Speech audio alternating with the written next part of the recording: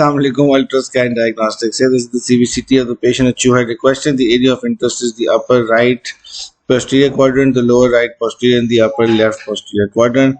Starting with the upper right 7. The upper right 7 seems to be doing appropriate. We've got a relatively good obturation with no periapical radiolucencies. But if this tooth is to be extracted, we've got a ridge width of approximately 13 millimeters and a height of 5 millimeters.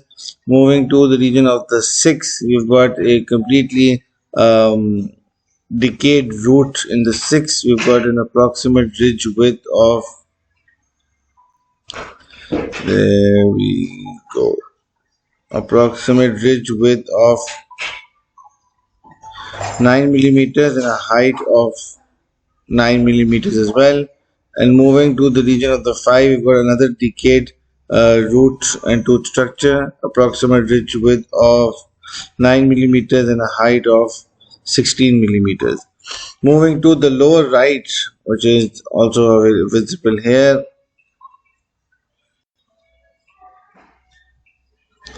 there we go. There we go. So the lower right, we've got an approximate ridge width of 8 millimeters in the 7 and a height of 13. D1 quality bone in D1 to D2 quality bone in the lower right.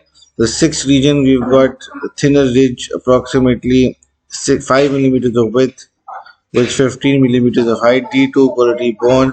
And in the 5, we've got a very nice ridge, thin ridge, 5 millimeters of ridge width with approximately 13 millimeters of height. We've got a BDR present in the 5 region as well. Moving to the upper left 4 region, there we go. The upper left 4 has a ridge width of 5 millimeters and a height of 11 millimeters, D3 quality bone. The 5 region, we've got a ridge width of a very thin ridge, just 2 millimeters of ridge width. And in the region of the 6, we've got a completely decayed root, periapical radiolucency, ridge width of 11 millimeters and a height of 7. Once this tooth is going to be extracted, there's going to be so much granulation tissue that immediate will not be possible.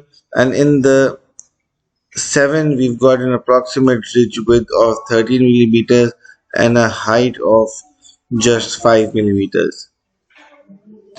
And this is how the possible implants look. Thank you very much.